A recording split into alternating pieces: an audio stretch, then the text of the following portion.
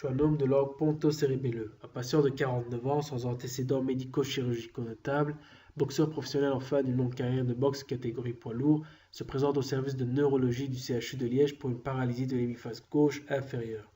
À l'anamnèse, l'épouse du patient se plaint que son mari ne l'entend pas aussi bien qu'auparavant et qu'elle est obligée d'augmenter le ton. Le médecin constate effectivement une baisse de l'audition. De plus, le patient se plaint d'acouphènes. Il présente une hémiparésie faciale gauche et des signes vestibulaires, nausées, vertiges. Il se plaint également d'une perte de la sensibilité au goût, notamment au piment et aux produits salés.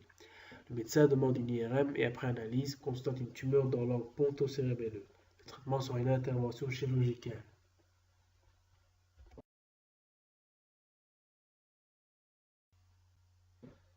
Le schwannome de l'angle ponto-cérébelleux correspond à une tumeur bénigne localisée au niveau de l'angle ponto-cérébelleux, qui est une région anatomique frontière entre le système nerveux central avec le tronc cérébral et le cervelet et la base du crâne avec le rocher. Les schwannomes vestibulaires représentent 80% des tumeurs de l'angle ponto-cérébelleux. Son incidence maximale se situe vers l'âge de 50 ans, avec une fréquence plus élevée chez les femmes.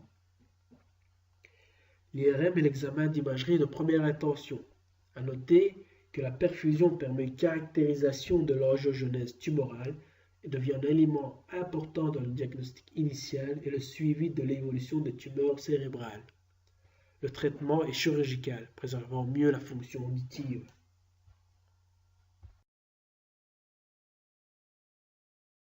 La région anatomique entre le pont de Varol et le cervelet.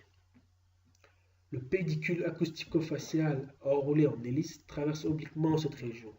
Il est constitué par le nerf vestibulo-cochléaire, nerf crânien numéro 8, le nerf facial, nerf crânien numéro 7, le nerf intermédiaire de Wrisberg, nerf crânien numéro 7 bis, et les artères et veines auditives internes. Le nerf 7 a deux branches, une principale et une intermédiaire. La branche principale, aussi appelée nerf facial, donne une innervation motrice de la face des muscles de la mimique.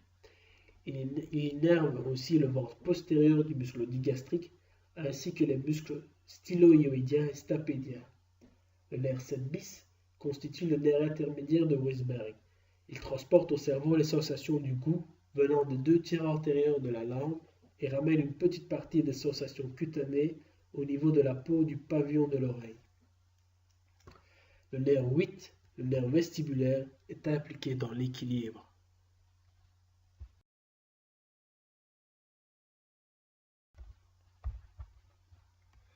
Le schwannome est une tumeur d'origine ectodermique et le plus souvent bénigne. Elle est développée à partir de la gaine de myéline qui entoure les axones des nerfs périphériques. La croissance des schwannomes est lente. La tumeur est le plus souvent solitaire. Les cellules de Schwann sont les cellules gliales responsables entre autres de la myélinisation dans le système nerveux périphérique.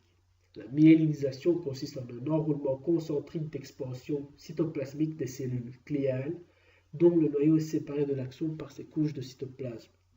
Les cellules de Schwann assurent également un soutien mécanique ainsi qu'un rôle de protection, de nutrition et de défense des cellules nerveuses.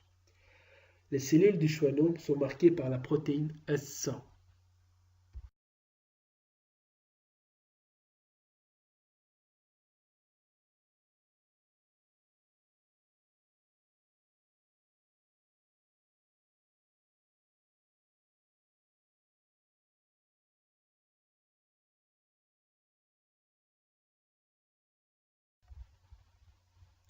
Le schwannome de l'orgue ponto-cérébelleux va comprimer le pédicule acoustico-facial et va donc comprimer le nerf 7, ce qui va entraîner une paralysie de l'hémiphase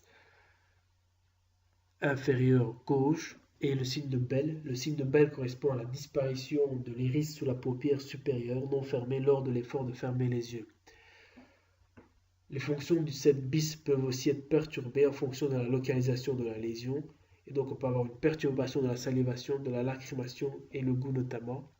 La compression du nerf 8 va entraîner des acouphènes, une baisse de l'audition, des signes vestibulaires, nausées, vertiges, également des vomissements et une perte de l'équilibre.